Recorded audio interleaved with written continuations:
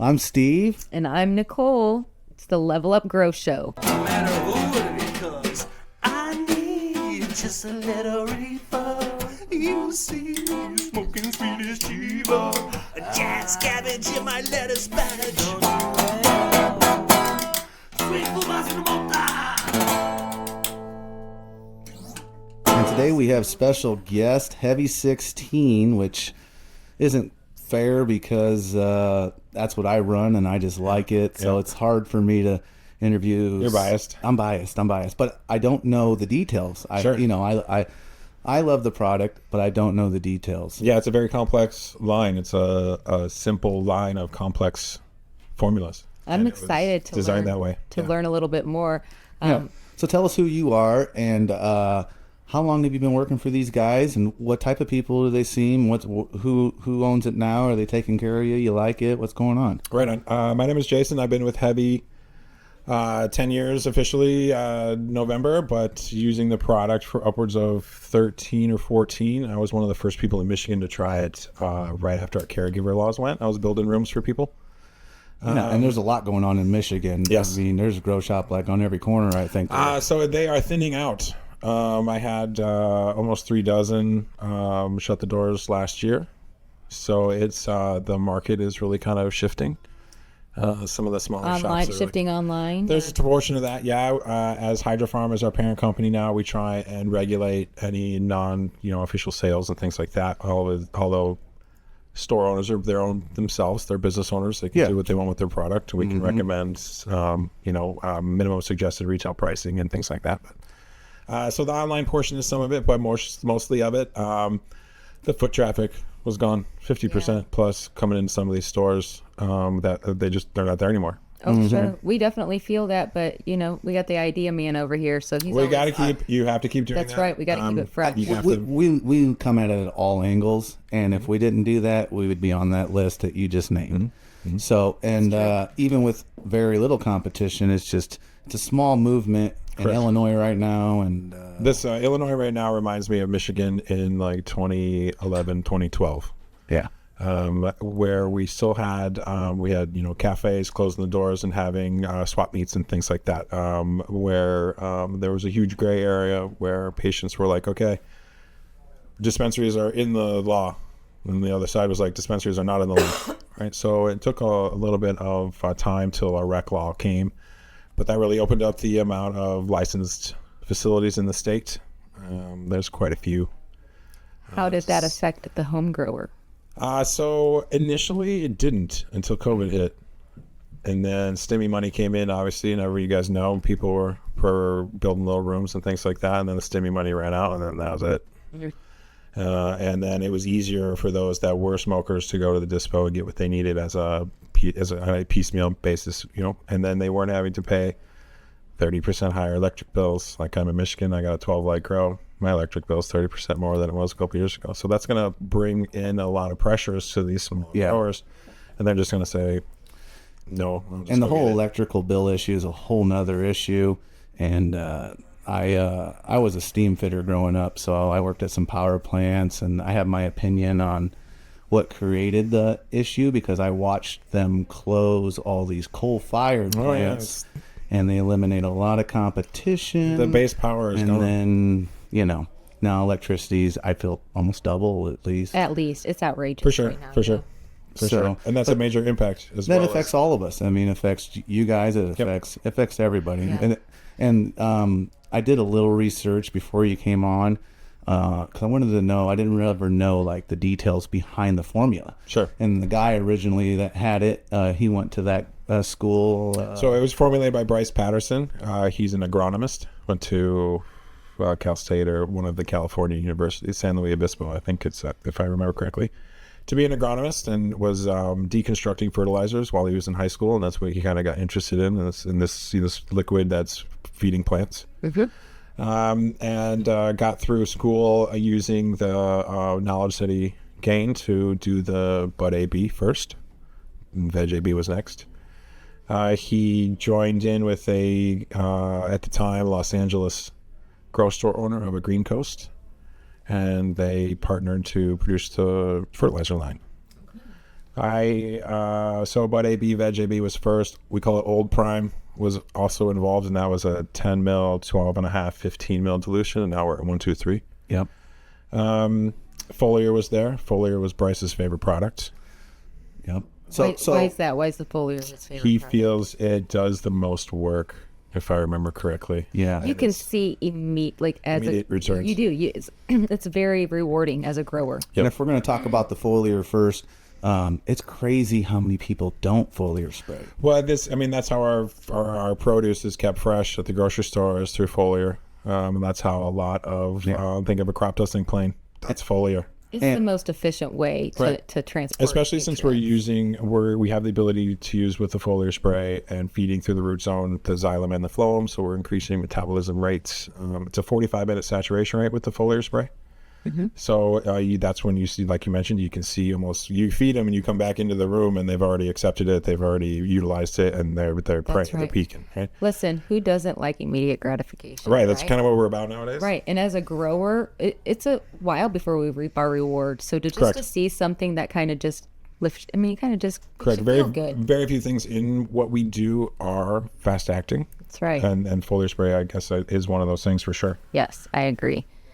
So you said he started with just the A and B. Now we have customers that are just using the A's and B's and running some soil and getting great results without all the additives, which I feel the additives do make a difference. But can you kind of tell us how some of these people can get involved with just using maybe just the 2-part to start and see what they think of it instead of, So the basis, Veg AB, Bud AB, is a base nutrient food for the plant. So that is the majority of your macros and most of your micros.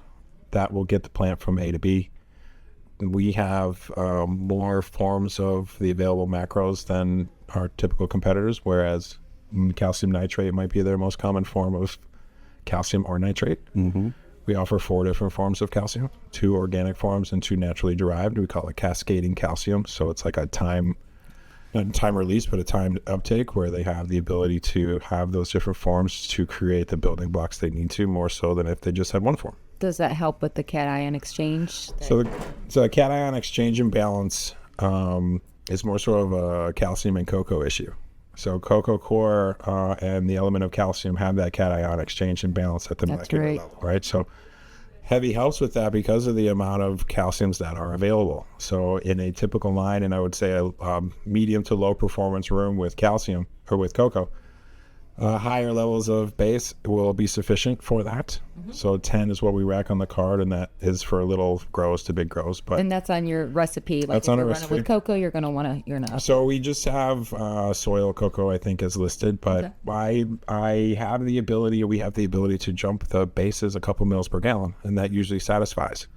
If you have a high performance room, lots of light, big plants, things like that, then a cal mag is when I rack, just because we're looking for the cal only. Mm-hmm. I don't necessarily sometimes want all of the extra macros that are in the base. You don't need that extra magnesium. I just want the cation exchange imbalance satisfied. So I get that. So there are a couple cals out there.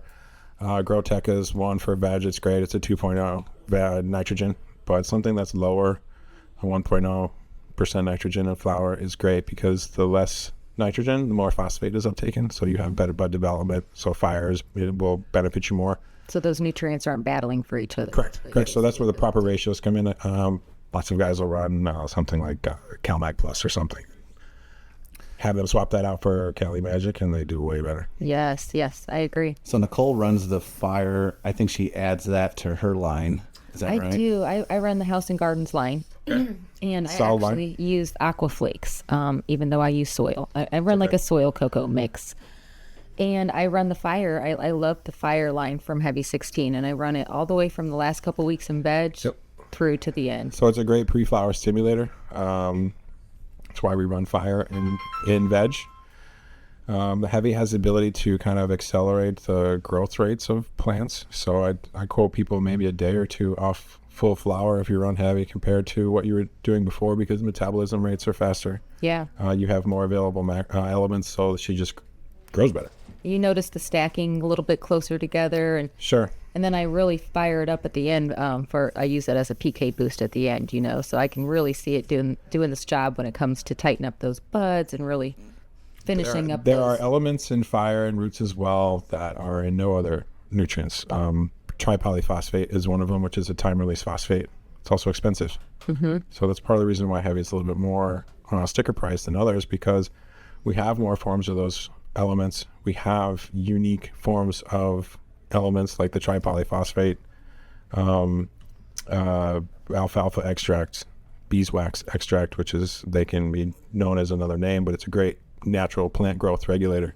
So it'll do the same kind of effects as some of the guys that are running a paclobutyrol or something like that. And even 1 mil, there's recommended 4 on that product, but I think even 1 mil will change the nature of the outcome. Where with fire, it just accentuates the genetic properties, the phenotypes of the plant, so it does more. I 100% have noticed a difference since I switched my PK boost to using the fire. Tell me a little bit about, we talked a little about the foliar and the fire when it comes to the additives, but tell me about the prime. What's the prime's job? Is it your micro? So the prime is what we refer to as the kitchen sink. It has everything else. I liken it to if you were to create some sort of liquid super nutrient, it would have everything that prime has. It's definitely thick, and it'll definitely get on stuff. It'll stain concrete. Yeah, it is. Don't get on your shoes and stuff like that. But it's amazing. I like it. It turns that water dark, and is it the molasses in It's there? it's the everything. The humic mainly. Humic, and yeah. then, but of course the molasses, Yeah. which is dark, same colors. So the prime, that's all the organics, the true organics in that form. 6 types of different potassiums in there, B vitamins, amino acids, hexose, glucose, so short chain and long chain sugar molecules used for metabolism boosting. Molasses brewer's yeast as microbial feeds for bacterias. So are we using the prime all the way through veg Yes. then? Yeah, so all of our additives are used in lower doses in veg, and we keep the product's usage kind of steady, except for prime and fire, and those only go up by like 0.5 ml a week. So it's a very easy schedule to do repeatedly without these crazy increases in checking numbers and stuff. And all the products are so concentrated. Yeah, that's what I was going to say. Our roots is 1 ml a gallon, so even on a 55-gallon drum, it's very easy to pour 2 ounces, and you're off and running. So that size you got in front of you right now, the roots. Yeah, it's 1 liter. How many gallons of 1,000. water? 1,000 gallons of water. 1 liter, Okay. 1,000. So Yeah, that's those are why I highly look at it is concentrated. I love the concentration factor. Yeah, designed that way. Bryce, who when he was putting this together, wanted to have something that would satisfy a professional, but be literally, this is how he phrased it, I wanted something as simple as my mom could use. And what I like about you guys is you can do everything from clone seeds all the way up to Yes, the end. we have So a week 0 on the feeding card, which is used to soak your cubes, plugs, what have you. So you to use a traditional rooting gel with hormones present to create the roots, but then as soon as they poke in, they have fertilizer available to them immediately, and then we can foliar while we're in the cloning tray. So they have food available to them through their leaves while they're pushing root at the bottom. So strike rate goes up, health goes up, all that kind of stuff. Well, at our disposal, we have a lot of options, and we use that option for a lot of our cloning. Well, and we stuff. did. Yep. We teach grow classes, and so we did some research and a little experimentation ourselves, and we found that the Heavy 16 roots has the most root mass in the quickest amount of time when we did our experiment. Yeah, it's an amazing product for him to create at only 1 ml per gallon usage. And that was kind of mentality across all of them was wherever the formula came out at, that's where the dosage rate was. So we have some of our competitors that have many, many bottles. They just all happen to be 8 mils per gallon. Okay, that's not that's not by random. So it's designed that way. Yes, it's uniform, but it also means you've got dilutions in products and stuff. So 1 mil on roots, prime peaks at 4, roots fire peaks at 3. Bases are at 10. Finish. Yeah, the finish. Tell us a little bit about the finish. We use that all the time, right? All the time. So finish is my personal favorite product. If you grow anything that's got a high terpene content profile, you do any sort of post-harvest processing, hash rosin, things like that, finish is going to be your friend. Mm-hmm. Always finish with finish, never with water. We want to do that because we're wanting to maintain cell wall density and rigidity. So fire kind of builds the density. Finish protects the density. When we flush with finish, which is potassium sulfate and fulvic acid, But our fulvic acid in this product, we send through a UV light process that breaks that horseshoe-shaped element down into very small pieces, which helps penetrate the tissue very efficiently. That's why finish works so good. So that fulvic acid is breaking down those salts off the roots. Correct. That's what's actually doing the flushing. The potassium in there helps maintain osmotic pressure in the cell walls, which is your density, holding the density. And it flushes at about 250 ppms, which can be contrary to some individuals who are used to flushing with water. But when we flush with low ppm, low concentration water, it's very aggressive inside the plant. You'll see the plant physically look larger, as in it's, she's swelling up. Actually, we're rupturing cell walls left and right. So we're just flooding around. We notice that when we hang it up, and she's all wispy and soft and stuff like that. So all the density, all the rigidity was gone. He just blew it out. So finish protects all that. So you have this nice hard, but it was designed and engineered to do that. So it's kind of like if you were, say someone like me who flushes with fish shit, you're doing that, but you're maintaining that cellular. Correct. So also fish shit, there's large stuff in there. And we want small stuff because we want. As you broke down more. We want more. We're also going to put fire to it, right? So we want to make sure that the finest grade, diatomaceous earth level of small, getting in there to actually do that tissue flush. Yep. I like that you said the 250 parts per million flush, right? Yep. So like before I even ran Heavy16, that's what I found from all my studies, that you still want to give it food to the end. A lot of guys used to do it with Epsom salts back in the day. Yeah. And a lot of people think, water, and then their stuff don't turn out and smell and taste, and like you said, so it's not holding. Yeah, they just took a fire hose to it. Yeah, that's good information to know. These products are engineered to do a job. This isn't a marketing program. These are fertilizers designed to do an end goal. Yeah. And they taste great. The end goal tastes great. And that's part of it. Good finish. That's part of it. This is medicinal cannabis. I mean, I don't want to say this is weed. We're a little bit beyond that. Yeah. Beyond that, yeah. And these were designed to accentuate medicinal cannabis with high potency cannabinoids, along with high levels of terpenes, which are analgesic, which are part of the medicinal process. Well, it's very difficult to get medicated properly if there's no terp. The entourage effect of mid-20 THC with a bunch of terp and things like that will do you better than some of these strains that are fed with solubles that create a peak, right? So they're very peaky, they're very short lasting, but these THCA numbers are super through the roof, 30s and shit like that. It just creates paranoia, creates anxiety. Those types of crops are great for pre-rolls. Those are great for going into carts and stuff like that, not for top shelf stuff like that. No, well, I tried to tell my customers, typically, if you're going out to have like a nice drink or something, you're not going to ask for the stuff that has the highest amount of alcohol in it, right? Right. This isn't $2 Chuck. No. Right? That's not what So we're not trying buying to do $2 here. bottle of wines. So we're more concerned about what's the terpenes in there, what's the cannabinoids. That takes education. That takes knowledge. Education. If someone is raised or introduced to this through subpar cannabis, then that's all they know. You know what, though? I feel like if as a whole our industry embraced that and that was the commercial aspect push. Right? But if the dispensaries in the commercial they have to get on board together and they start listing the terpenes and the cannabinoids and not so much the THC level. It is consumer driven, but we have to somehow have a change because the numbers mean nothing. As far as I know, and I'm happy to be corrected on this, I believe in metrics, when you are submitting product for dispensaries to purchase through the system, there is no input for terpene content. No, you're absolutely right. So, there's no input for that, so there's no way to even put that. So unless someone's bought it before or has relationship with the grow house, then what is it like, right? So the dispos are subject to what the facilities are going to produce. A lot of facilities, especially recently, are labor tight. And we have, they're always labor people tight. And most of our products, a lot of the feeling is that it's a full package, where it's not. You can definitely do one thing at a time, and we have grows that do very well on just the basis. Yeah. Right. So we've had a fair amount of 3-part solubles come onto the market within the last 10 years for sure. Is that something that your company provides? No, we don't do solubles. Just the liquid? Yeah, because solubles are actually a step backwards in fertilizer. A lot of big commercial places use those though because it's cheap. Cost, right. So it goes back to cost per gallon. So we've actually lowered our price recently on Fire, Prime, and Roots to kind of put ourselves more in line with the market. Great idea. And real quick, I got a quick question. fire. I just love it as a PK booster. We're in flower season right now. Sure. Can you tell us like why Heavy Fire, I like it more than these other boosters? Is it like a certain process? There's more in it. So if anyone's ever picked up a bottle of Fire, it's heavy. Yeah. It doesn't matter if it's a little 250 or it's a gallon to almost pull your arm off. So, and that's because there's elements in there and there's bioclays in there. Like I mentioned, the clay has weight to it. What happens when clay dries? It gets hard.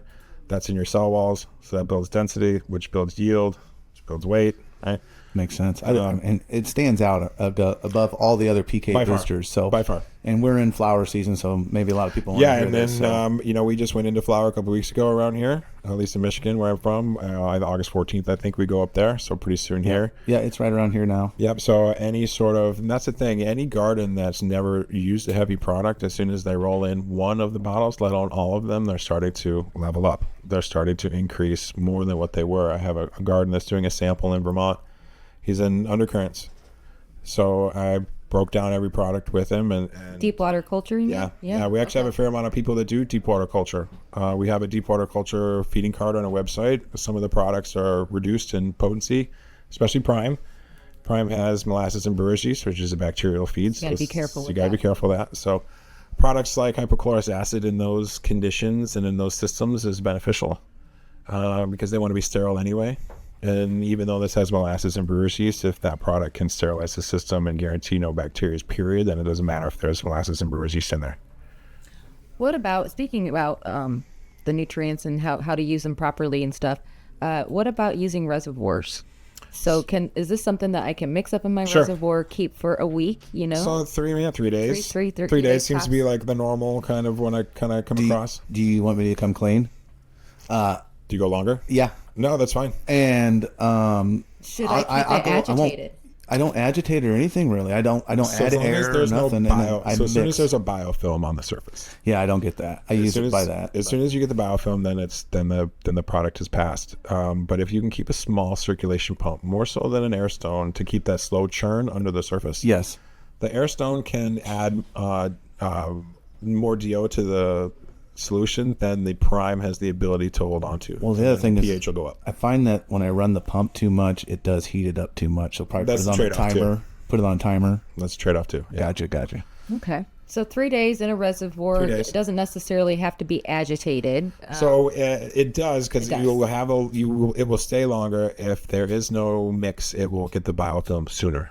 Heard. I understand that. Okay. Yes, and actually Prime as well. The more Prime in there, the less time you have because Sure. of those sugars. And the organic sugars. Right. Yeah. So if you have no Prime in there, the reservoir will last definitely longer. Understood. All right. Well, I wanted to look at your website for a second. If that's So just okay. kind of redid a little bit. Well, real quick, but I don't know how while Go we're ahead. doing that. Are these like some of the nutrient lines out there right now? They consider themselves pH perfect. Do these pH themselves? Is there a pH buffer in these? There is. So Prime has organic pH buffers that help maintain a range, typically of 6065, 5565. It all depends on the starting water. We all Sure. work with different waters. Yeah, so you should always check it. But I recommend 100% always check your water Yep. after you add your Yeah, we nutrients. shoot for a 6.0 pH to feed with all the time, and Prime will usually maintain that. If you're working with drinking quality water, usually under neutral, close to 6, then it usually puts you right at 6. Where I live in the country. I live on a well. You're like looking at 8.0 or something. 7, 8 Yeah. is what it comes out at, and it's 6, 8 when it's all done. So I got to add some pH down. You have to bring it down. Where I'm at, we're on a well. We RO it, and it seems to do pretty good pH right where I want, at the time. But It's all, when they're younger, I pH it down. And so, most drinking water will put you right where you need to be. yeah. City water too. Yep. What about, and you guys do any kind of a silica-based nutrient, or do you have So anything? Prime has potassium silicates, which drives into silicon dioxide. Nice, very nice. I like that. So that Prime is like that's It's a kitchen sink. the foundation of. So although you could get by with just the base nutrients, they do have everything your plant needs. When it comes down to providing the best quality for that plant to be at its best, I guess. I hate saying the word best so many times, but to be at the Greatest potential. highest peak, yes. That Prime is what you're looking for, right? Yeah. That's what's going to get you there. So if I had to pick one additive, would that be the one? So the Prime brings the grease. That's a good way to say it, right? It makes sense by the good way way, it right? looks, too. Yeah, all right. right? I mean, it's thick, it's brown, it smells like molasses, It brings like that Worcestershire weight. sauce. It It's brings like, that weight. That's why you kick it up towards the end. And then does that finish?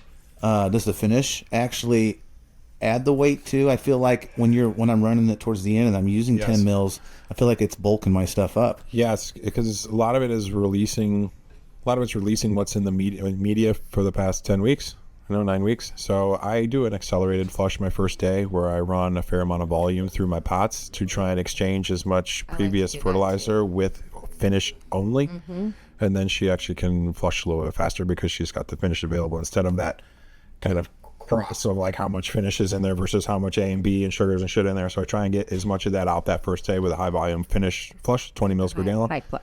Yep, a couple days at 20 mils and then finish off at 10. Okay, so like How many days do you flush? That's what I was gonna ask. Yeah. I usually do. I'm a 63 day pretty much chop at my house. I try and keep to a schedule, and then I try and do it in a week.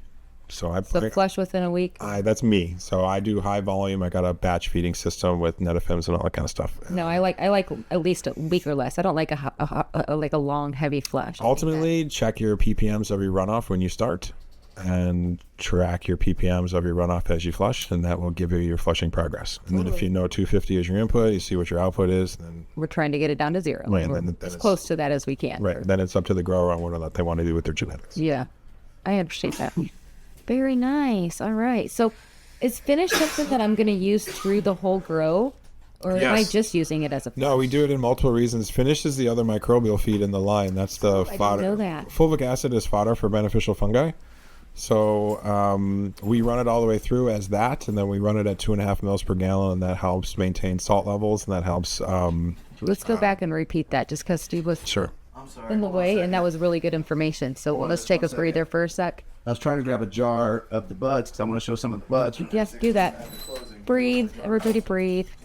So like, But I didn't know that about the finish. So you pretty much got me sold on this finish right now. It's just Be using it. it's my favorite. Yep. Especially I have my flour throws a fair amount of terp, and I run it at 5 mils per gallon. So 2.5 mils per gallon as an experiment. 2.5 mils per gallon in veg. When using something like Mycos, right? Extreme Mycos, great product. 2.5 mils per gallon is great, but as soon as you bump it to 5 mils, you get mushrooms within a couple days, coming right out of the cocoa. sorry about that. all right. I wanted to show the size of the buds and stuff at the end when we talk, and We're gonna just pick right up. I want to pull the website up here, and we can both.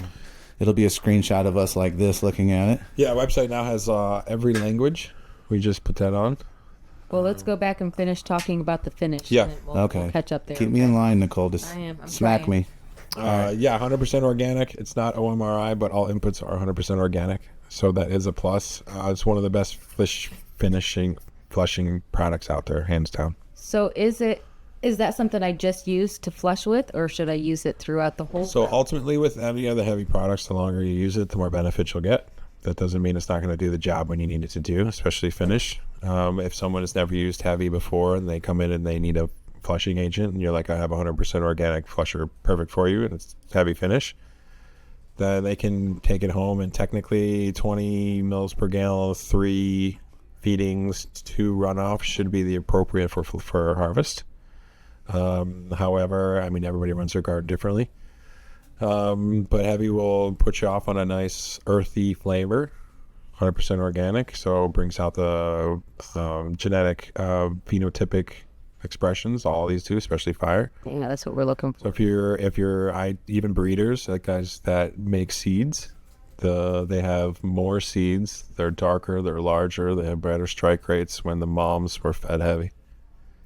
And you said that's part of the microbial line too, the finish. Yep. Okay, so you have the prime and the finish. So as the prime, microbial. molasses, and brewer's yeast for bacterias, and finish fulvic acid, which is fodder for beneficial fungi. Love that. Love it. Yeah. Love it. So I personally use Photosynthesis Plus because it has both of them in it. It's a liquid product, very easy to apply.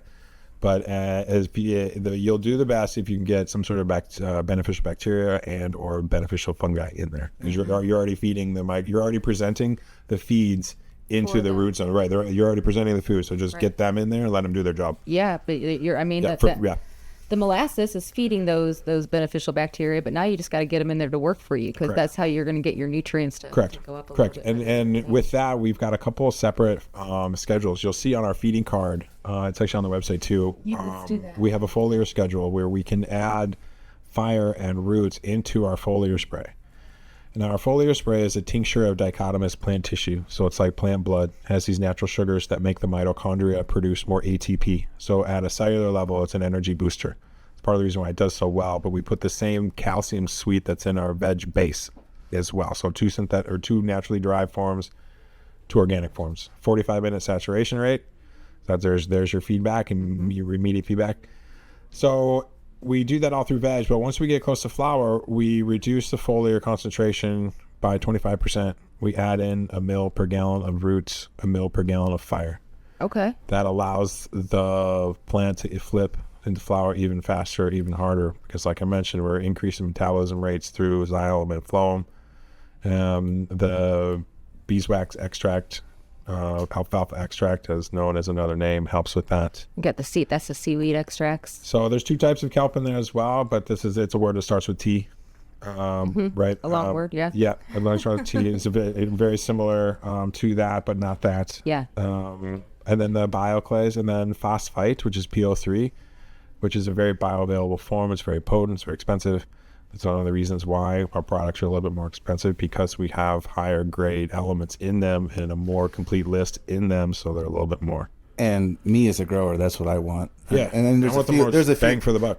And I think it's about 40% of us at least want the bang for the buck. When I get into something, I'm looking at it all. Why do I? Most of us like to do whatever we're doing passionately. We like to do to the best of our abilities. So if we have another tool that we can utilize to increase the performance of what we're doing, most of us try and do that. And we're always going, like today, you just sold me on the finish. So I'm going to be getting a finish, and then I'm going to be comparing it to what I do right now. That's what I always do. I'm always going to do like a side by side. Well, especially in your position here with access to the shop, it's prudent for you to do that kind of stuff so you can educate yourself. Right. Well, and because I want the best quality out there. That's true as well. Right. So I'm always going to try to up my game. Heavy will help do that for you. It grows a great flower, as we see here. Yeah. No, I've smoked Steve before. And the other thing too is the plant is just healthier, so you have less IPM issues. Hold that up in front of the camera. These are some. Oh, you got to go. You got to switch camera views. Oh, I do, don't I? Oh, that would make sense, wouldn't it? There you go. Hold it a little lower. The density, a little lower. Density is great. There you go with this stuff. Isn't that awesome? They just rock hard. That's Heavy 16 that's the finish. I do the finish at the end there. I feel like I may not be using enough finish after talking to you, because I don't know why I don't use enough. So I've noticed, we recommend 20 for the week. If you keep it at 20 mils per week, you'll see a fair amount of crowning, which some people appreciate, some people don't. I don't see it to the point where we're going to get some sort of foxtailing, but I believe that's genetically dependent. Yeah, we see that. Yeah. But you definitely get some crowning, and that's from it. There's a fair amount of potassium in there, and that's from it unlocking everything that's in there. And she's going to have that second wind, I call it. I think you get a 10% bump in yield for sure, flushing with finish. If you weren't going to flush with finish. Yep, if you're just doing a water only flush. Yep. So and then you get better color, you get better. For us, I started flushing with fire. Now you said if I'm just going to use this as a finish, 20 milliliters per gallon. So I do 20 mils for the first 3 days, and then I finish out at 10 mils per gallon. First 3 days, got it. All right. Now, so it's a little less than what we recommend. Do you want us to pH that? So it should rest about 6.3, 6.4, which I'm totally cool with. Just a little bit higher than the typical 6 will help that last week. Yeah, definitely. Especially with that, it's got a little bit of potassium in it. 3%. Right? Yeah. So that's going to help that uptake at that level. Yep. So really, a lot of growers can look at their grow and say, if you're doing a water-only flush, like the interweb tells you to, you may be missing out on a little bit of your yield. For sure. Maybe even density. Yep.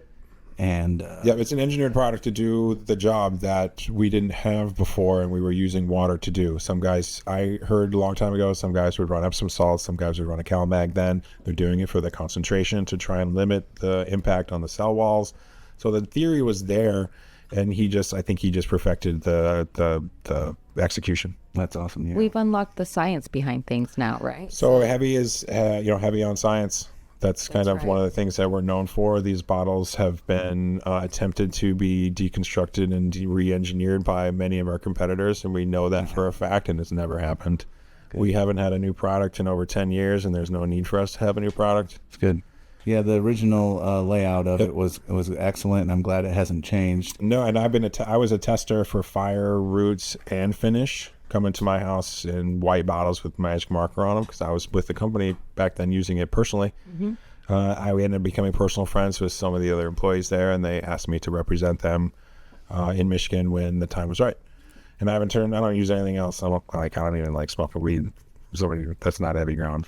Yeah. You just talk to my wife. You start to get to be a snob about it, right? Yeah. Well, listen, we're in here in the grow shop scene. Everybody wants us to try their weed, right? Sure. And it's hard to be like, I'm gonna pass. I know, because we're here. I know. So, but we know what you're saying. We know exactly what you're saying, and a lot of people are claiming that nutrients. Some of these all add a weird taste. Different ones are different tastes. Yeah, there's a couple out there where a very popular green bottle from another country, always left a metallic taste. So that's there's others that have similar things like that. Cardboard terps is something that's very common right now, yes. and we don't like that here. We've all smoked that before, right? That's because you have no essential enjoyable. oils on that plant material, so all your smoking and smelling is plant material.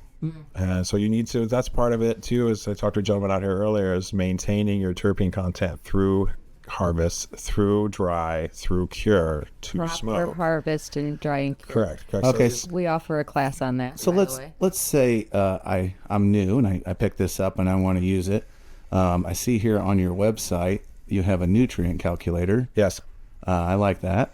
Can you maybe? Yeah, so if you are new to us or even as needed, we have an interactive nutrient calculator here where you can input your reservoir bucket size per gallon, and it will kick out a per milliliter schedule for you. I like all the detailed instructions. It's How great. handy You're not is leaving that? you're not leaving us hanging. I like No, that. those are tips and tricks And then that look help up guide your you. grow media. You can switch it to DWC or your hydro cocoa soil. I love it. So the DWC, like I mentioned, lots of people run that lots of different ways. We have guys that run it dirty, right? So they're running prime. They're running a beneficial bacteria that fits for them in their system.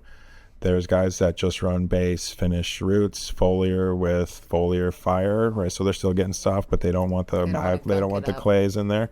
So there's many ways to do this. This line is stable no matter one product or all products. And your guys' feeding chart is different than most. You guys run the vertical. Yes, And we do I that. like it. We I do love that it. because we put in the bases last. So all of our additives contain all of our growth triggers, which should stay at a recommended dose. And let me just ask, I do it this way, but you want us to mix these in order from Yes. top to bottom, Yes. correct? Yes. Okay. We do the bases last because not all grows use or would like to use the same parts per million EC level. So the growth triggers are located within the additives, so we like to keep those per the recommended level. But when we get to the bases, we can have small plants, we can have large plants. So that's where the meat and potatoes is located, is in the base. That's the best way to explain it. So we can turn up the volume there, we can turn down the volume there based on plant size, room performance, all that kind of stuff. 1 mil either way makes a big difference. We have 10 mils per gallon on here. It's great for our home growers, smaller plants, but you get into, like in Michigan, we got a lot of guys in 20 gallons and things like that. 14 is better. They're going to have to up their meals. Yeah. So you just put it down. This is a foundation to build your a guideline. recipe schedule. Yeah, on. this is, I would say, a 6-foot plant. When you're going into those big plants, they're bigger, they eat more, and they're bigger pots. So a lot of guys that are really into this, anything above a 10 gallon, I'm like, feel free to up. Because and as long as you keep up your runoff, which is important because we're feeding higher EC levels than our competitors, so runoff is important. 10% whenever, basically, and then maintain and pH. real quick, why is it important to have that runoff? You don't want to do what in the So the higher levels of runoff we can provide, the higher levels of ppms we can feed. So we can continuously feed as opposed to like a traditional feed water. If we can keep up on the exchange rate through that high runoff level, we can provide, we can feed them more. So instead of doing a feed water, which is basically resetting your medium with that one water, in Right, there, spike. pushing that salt out.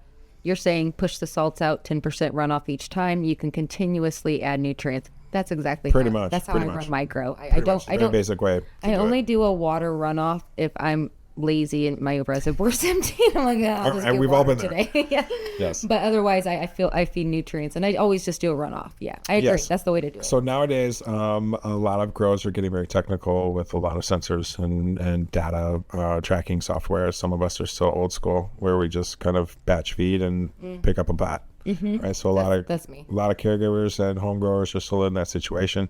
We understand that, right? Not everybody can afford all that stuff, so it's good to have those other tricks. But the runoff is important. It's like going to the buffet, and if I keep the same plate all night, it's going to be a nasty plate. So get a new plate every time, get some runoff every time. The exchange rate's important, and you'll see the feedback. They grow better when you give more runoff. All right, I like that.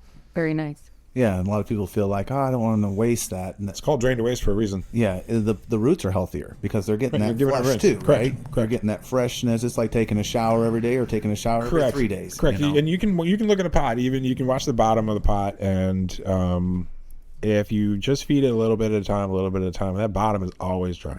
That's right. Always You're dry. never. It's never actually getting down Correct. to those So bottom. so it's when you give them a good a high volume and you get some good runoff out there, the roots appreciate it for sure. I'm a firm believer in a heavy watering and a full day's dry back. So drybacks are very important. You've got a lot of theories on drybacks right now and irrigation frequencies and things like that, which a lot of that technology comes into play. Trying to give them a healthy dose of fertilizer when they wake up and give them a healthy dose a little bit before bed, but then they're hungry in the morning again. So that as a basic explanation is a great way to start working on those drybacks, but it adds to that, abiotic stress and oil content and things like that when they can start doing that kind of stuff. The product is technical. These aren't just basic solubles like some of our competitors. These are complex solutions and they need some explanation sometimes. Yeah, I like that you have the information with your product and you're not just say, here's the product, follow this recipe and it works. You're like, here's some information along with it that's going to make the product work great for you. Correct. Heavy has always had excellent customer service, after sales service, because like I said, it's technical, and those individuals that embrace what we can provide actually can up themselves to a higher level, I feel, because they understand the usage and they can kind of redirect what they're doing using this as the fuel for that. If I reach out to the company through email or phone call with a question, are they pretty quick to respond? Yeah, we're typically under 24 hours. Sometimes one slips through. Myself is East Coast. Brandon, my coworker, is out of Oklahoma. He does West Coast. And then we have support through all the hydrofarm representatives as well. Kind of help each other out. Yeah, that's who I get everything through is through them. Hydrofarm has been great. They purchased us a couple years ago. They purchased House and Garden as well. They purchased Aurora, which is Roots Organics, GrowTech, a fair amount of them. So we have a fair amount of brands under the same roof They now. picked some good brands. Those were some good brands. Yeah. But through corporate, efficiencies, we were able to produce some of the products cheaper. So we have lowered the prices. So wait a minute. Are the same people that Excuse me. own Heavy16, do they also own Aquaflakes? Yes. House and Garden, I mean? So it's a public company. So Yeah. those shareholders, yes. Isn't that weird that I'm a Heavy16 and she's a House and Garden, Correct. and you're a Heavy16 and House and Garden? It's like it was meant to be for you to be. But they just recently got bought under the same umbrella. The last couple of years. Yeah. Yeah. So But- they were, they came about just like we are, They built their lives My separately. first nutrient run was House and Garden. Yeah. So those of us that have been around for a while, they understand that it's a quality nutrient. Well, But what we have here is technology that they don't have. Well, like I told you, you sold me. I'm going to be trying. Like I said, I already add some of the additives, but it's hard. You get set in your ways. It's hard to switch over. Sure. when Well, you've been especially with what using we're doing something. here, a lot of us have a lot of effort and care and relying on what we're doing and what we're producing. And if something changes that outcome, it can have great effects. So that's, I get asked that question often, why should I switch to your product? I'm like, I give them the technical answer on what the product can provide for them, but obviously you're the one running the show. I don't advise many changes in variables one at a time unless you do the whole line. That's how I think feel. that's- you gotta live one with at more. a time. One at a time. One time, my I dad think told I'm me gonna that a long time ago. Adding the prime next. I want to tell you Well, what no, I'm doing the what- finish first. Right? what I liked about it from a consumer point of view is the big numbers on the bottles. Your Yeah. A and B have some big numbers. And when I feel like I'm going to pay something for, I want to see some big numbers. Like there's a lot going on in the bottle.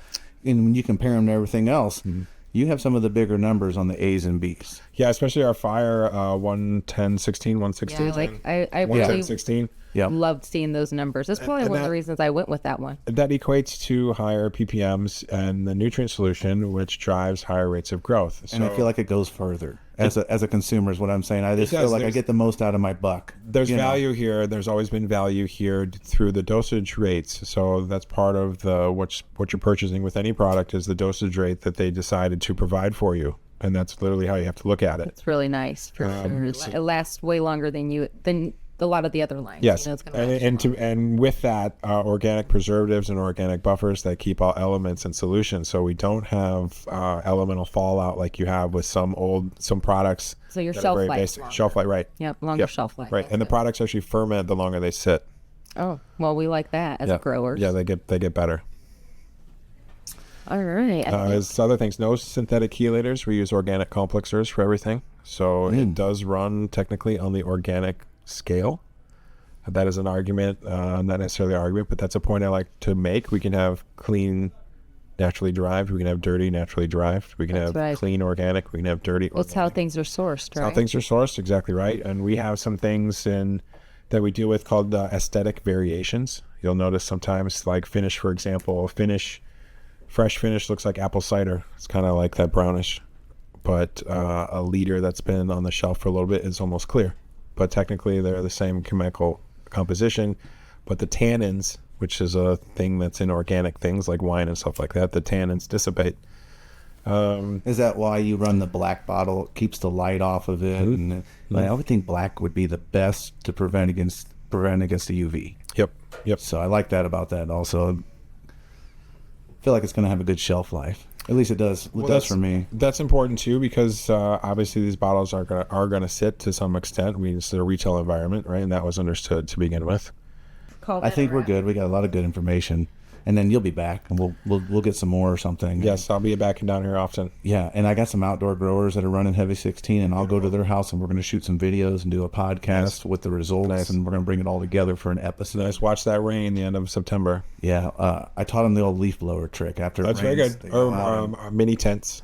I like that. The mini tents. I Or wanted get a to tarp come. or something. I wanted to come out with an umbrella tent that you could put in over your plants when it's going to rain. It's So clear. there's a tent out there. I saw it a long time ago, and it was for like baby trees or something. Like Okay. that. It was like a little It'd tent. be like a little greenhouse roof, and you could just it'd be like with an stakes. umbrella. Yeah. If it's not out there, we need to invent it right away. Well, I mean, we had this issue in Hydro Michigan. Farm would sell it, wouldn't they? You Sure. know someone there. I'm don't sure, you? yeah. When Michigan hemp law went, we had many farmers do hemp in their fields, and we got a fair amount of rain end of September, and it wiped out.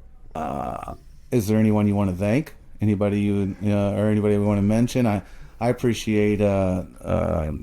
I think Hydro Farm's been a big role in my stores and in my life since the beginning. So Appreciate that. and they've always been good to me. And the guy I deal with directly is an awesome guy. He's You have Nick? Yeah, Nick. That's great. And he's so awesome that we went on a rafting trip together. Hydro Farm made him go down this shitty river, and it was quite the experience for him. A drunk guy ended up with his keys and ended up not getting out and going all the way down to some highway, and we had to pick this guy up along the highway to get the keys to his car. So he was really happy, and we had sure he was. great experience there. So if you see him, make sure you mention that. I was brought on by my previous boss, James. He is awesome. So I thank him for the job. My boss, Jessica, has been the crutch at Heavy. She's the glue that kind of holds Heavy together. She processes a lot of our internal stuff and kind of is responsible for the brand. My coworker, Brandon, he is great at what he does, makes probably the best rosin in Oklahoma, and is very wise in what we do. So he's great. Maybe he can come on one time and we could all hang out. Right, he lives in Tulsa, lives outside of Tulsa. So Nice. Road trip. you're right. And everyone at Hydro Farm has been great. So that's So pretty you much it. My transitioned family, over, that's and fun. nothing's changed for you since. No, it's been nice. Hydrofarm's been very supportive.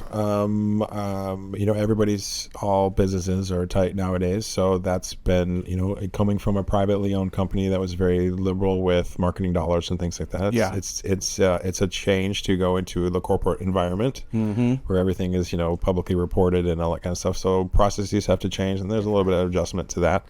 But Jessica is extremely good at all that stuff. She's an excellent executive, and she's been guiding us along the way. So you said you're in charge of East Coast. So Yes. this Midwest area is part of the East Coast so do you travel then? Is that Yeah, so what you previously catch yourself doing? we had a couple more personnel on the team before, so the Southeast kind of wasn't I was just Midwest and Northeast, so now I have the whole thing. So we're traveling more.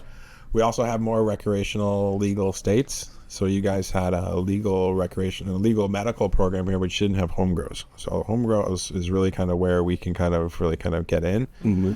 So states like Illinois, states like Minnesota, Ohio, that are now in Virginia, that are starting to do home grows is really kind of where we're going to expand to. So you guys will see me more. There really wasn't a reason for us to come down previously when it was more underground. So we, especially corporately, we do a lot better than that. So traveling has been a lot more. I was down here a couple weeks ago, and so you'll see me every couple months from now on. Good. Make sure you fill us in on any of the cool events going on in the Midwest area that we might be able to check out. Likewise, and I see a lot of that in Ohio, farmers markets and things like that. In Michigan, you have to have a consumption event permit, and you can only attend if you're a medical card holder.